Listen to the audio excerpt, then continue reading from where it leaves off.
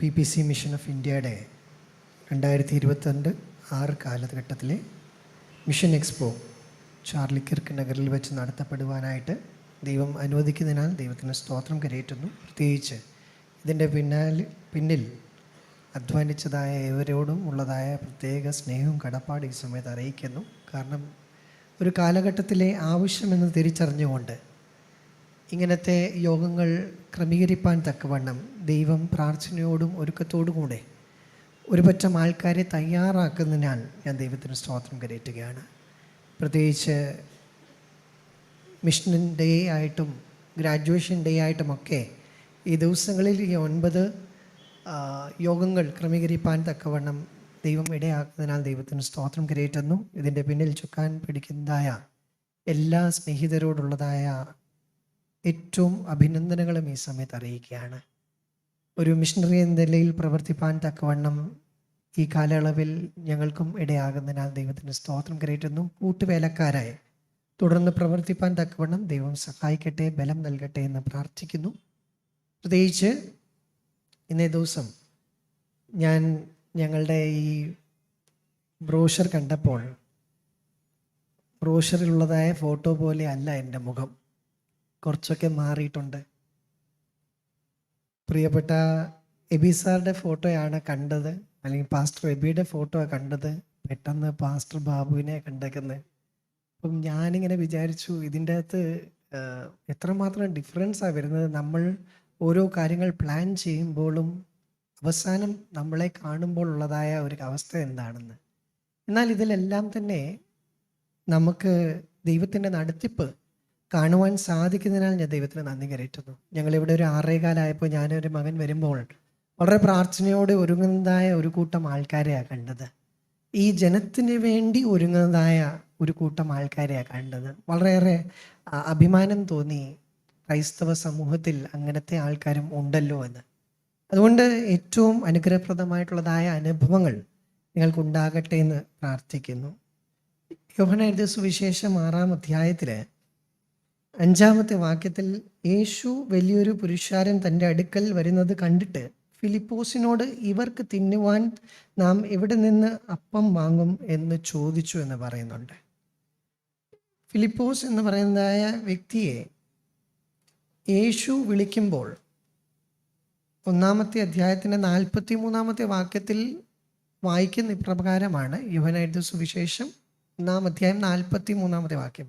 പിറ്റേനാൾ യേശു ഗലീലയ്ക്ക് പുറപ്പെടുവാൻ ഭാവിച്ചപ്പോൾ ഫിലിപ്പോസിനെ കണ്ടു. എന്നെ അനുഗമിക്കുക എന്ന് അവനോട് പറഞ്ഞു.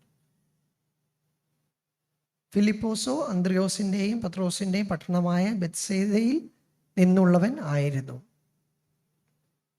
യേശു കണ്ടതായ ഫിലിപ്പോസിനോട് എന്നെ അനുഗമിക്കുക എന്ന് മാത്രമേ പറഞ്ഞുള്ളൂ. ഫിലിപ്പോസിന് അതിനു മുമ്പ് വരെ യേശു ആരാണെന്നുള്ളതായ വ്യക്തത അത്രയും ഇല്ലെന്നാണ് പറയുന്നത്. അവൻ്റെ വിളി കേട്ട് അവൻ്റെ പിന്നാലെ നടന്നവനോടാണ് ഇപ്പോൾ 6-ാമത്തെ അധ്യായത്തിൽ പറയുന്നത്, ഈ പുരുഷാരത്തെ നോക്കിക്കൊണ്ട് ചോദിക്കുന്നത് ഇവർക്ക് ഭക്ഷിപ്പാൻ എവിടെ നിന്ന് ലഭിക്കും. അതിനുള്ളതായ ഉത്തരം ഫിലിപ്പോസ് പറയുന്നുണ്ട്. യേശു ചോദിക്കുന്നതായ ചോദ്യത്തിനും ഉത്തരവും യേശുവിന് അറിയാമെന്ന് കൃത്യമായിട്ട് 6-ാമത്തെ വാക്യത്തിൽ പറയുന്നത്. ഇത് അവനെ പരീക്ഷിപ്പാൻ അത്രേ ചോദിച്ചത് താൻ എന്ത് ചെയ്യുവാൻ പോകുന്നു എന്ന് താൻ അറിഞ്ഞിരുന്നു എന്ന് പറയുന്നുണ്ട്.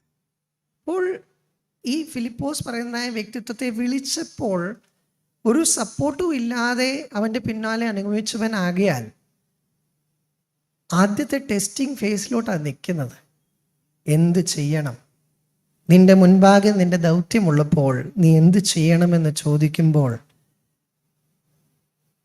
മിഷൻ എന്താണെന്ന് ചോദിക്കുമ്പോൾ യേശുവിൽ നിന്ന് കണ്ടതായ ചില കാര്യങ്ങൾ നമ്മൾ ഒന്നിച്ച് ധ്യാനിക്കണമെന്ന് ആഗ്രഹിക്കുകയാണ്. ബാക്കി 3 സുവിശേഷങ്ങളിലും ശിഷ്യന്മാർ അങ്ങോട്ട് ചോദിക്കുന്നതായ സ്ഥലത്ത് ഈ ഒരു ഭാഗത്ത് യേശു അങ്ങോട്ട് ചോദിക്കുകയാണ് ഫിലിപ്പോസിനോട്, എന്ത് ചെയ്യണം, ഈ പുരുഷാരത്തെ കണ്ടിട്ട് എന്ത് ചെയ്യണം. Lifting up our eyes to see what Jesus sees. മിഷൻ്റെ ഏറ്റവും വലിയ ഒരു കാതലായിട്ടുള്ള അർത്ഥം അതാണ്. കണ്ണുയർത്തി നോക്കുമ്പോൾ കാണുന്നതായ പുരുഷാരത്തെ യേശു എങ്ങനെ കണ്ടു എന്നതുപോലെ കാണാനായിട്ട് ഇടയാകണമെന്നാണ് ദൗത്യത്തിൻ്റെ ഒരു കാതലായിട്ടുള്ള സത്യം. രണ്ടാമത്തെ ഒരു അല്ലെങ്കിൽ ഒരു സത്യം ഇതാണ്: listening to the question that Jesus poses. Yesu ചോദിക്കുന്നതായ ഈ ദൃഷ്ടാന്തത്തിൽ നിന്ന് അല്ലെങ്കിൽ ഈ ദർശനത്തിൽ നിന്ന് നിനക്ക് ലഭിക്കുന്ന ഉൾക്കാഴ്ച എന്താണെന്ന് ചോദിക്കുന്നതായ ചോദ്യത്തിനുള്ളതായ കേൾവിയും അതിനോടുള്ള പ്രതികരണമാണ് മിഷൻ എന്ന് പറയാനായിട്ട് ആഗ്രഹിക്കുന്നത്. മൂന്നാമതായിട്ട്, leaving our interest to promote the message that he can. അവനാൽ ഇത് സാധിക്കുമെന്ന് പറയുന്നതായ ആ യാഥാർത്ഥ്യത്തെ എല്ലാ കാലവും പറഞ്ഞു കൊടുപ്പാൻ തക്കവണ്ണം മിഷനിൽ നിന്ന് ആഗ്രഹിക്കുന്നു. Lifting up our eyes to see what Jesus does or Jesus sees. Listening to the question that Jesus poses. Leaving our interest to promote the message that he can. ഇത് ഏറ്റവും നല്ലതായിട്ട് ഞാൻ മനസ്സിലാക്കിയതായ ഒരു വ്യക്തിത്വമാണ് ഫിലിപ്പിയർക്ക് എഴുതിയ ലേഖനത്തിൽ 2-ാം അധ്യായത്തിൽ പരിചയപ്പെടുന്നതായ എപ്പഫ്രൊദിത്തോസ് എന്ന് പറയുന്ന വ്യക്തി. പൗലോസിൻ്റെ കാരാഗ്രഹ അനുഭവത്തിൽ കൂടെ നിൽക്കാനായിട്ട് ഫിലിപ്പിയ സഭ ഒരുക്കുന്നതായ ഒരു വ്യക്തിയാണ്. He is being sent as a minister to the need of Paul. അവൻ്റെ ദൈനംദിന ആവശ്യങ്ങൾക്ക് വേണ്ടി ഒരു കൂട്ടാളിയായിട്ട് അവനെ ഒന്ന് ധൈര്യപ്പെടുത്താനായിട്ട് ആഴ്ചകൾ തോറും യാത്ര ചെയ്ത് പോയതായ ഒരു വ്യക്തിയാണ് എപ്പഫ്രൊദിത്തോസ്. ഫിലിപ്പിയ സഭയിലെ മൂപ്പനൊന്നും അല്ലായിരുന്നു എപ്പഫ്രൊദിത്തോസ്. വളരെ സാധാരണക്കാരനായിട്ടുള്ള മനുഷ്യൻ, ഒരു പദവി ഇല്ലാത്ത ഒരു മനുഷ്യൻ. അവിടെ അവൻ്റെ ശുശ്രൂഷകൾ ചെയ്ത് ജീവൻ കൊടുക്കുന്ന വിധത്തിലുള്ളതായ ശുശ്രൂഷയാണ് ചെയ്യുന്നത്. അവൻ അവിടെ വായിക്കാനിടയായത് 7 ആഴ്ചകളോളം എടുക്കും ഫിലിപ്പിയിൽ നിന്ന് ഈ കാരാഗ്രഹത്തിലേക്ക് എത്താൻ. 7 വീക്സിന് ശേഷം ഞാൻ ഒരാഴ്ച റെസ്റ്റ് ചെയ്തോട്ടെ എന്നല്ല പറയുന്നത്. ആ ദിവസം തൊട്ട് തന്നെ അവൻ്റെ ശുശ്രൂഷകനായിട്ട് തീരുകയാണ് എപ്പഫ്രൊദിത്തോസ്. എപ്പഫ്രൊദിത്തോസിൻ്റെ അർത്ഥം എന്ന് പറഞ്ഞാൽ ദി ആഫ്രോഡൈറ്റ് പറയുന്നതായ ദേവതയുടെ ഉടമസ്ഥ അവകാശത്തിൽ കീഴിലുള്ളവൻ എന്നുള്ളതായ അർത്ഥമാണ്. എന്നാൽ പേരിൻ്റെ വളരെ വിപരീതമായിട്ടുള്ളതായ പ്രവർത്തനമാണ് എപ്പഫ്രൊദിത്തോസ് പറയുന്ന വ്യക്തി ചെയ്യാനായിട്ട് ഇടയാകുന്നത്. അതുകൊണ്ട് പൗലോസ് ഫിലിപ്പിയ സഭയിലേക്ക് തിരിച്ച് ഈ ലേഖനം അയക്കുമ്പോൾ എപ്പഫ്രൊദിത്തോസിനെ പറയുന്നതായ കാര്യം, അവൻ എൻ്റെ സഹോദരനാണ്. നിങ്ങൾക്ക് നിങ്ങളുടെ സഭയിൽ ആരാണെന്ന് എനിക്കറിയത്തില്ല, എന്നാൽ അവൻ എനിക്ക് സഹോദരനാണ്, തുല്യനാണ് എന്ന് പറയാനായിട്ടാണ്. എൻ്റെ കൂട്ടുവേലക്കാരനാണെന്ന് പറയുന്നത്. അവൻ ശുശ്രൂഷയെ ഒരു കാലത്തും ഓഡിയൻസായിട്ട് കാണാൻ ഇഷ്ടവനല്ല.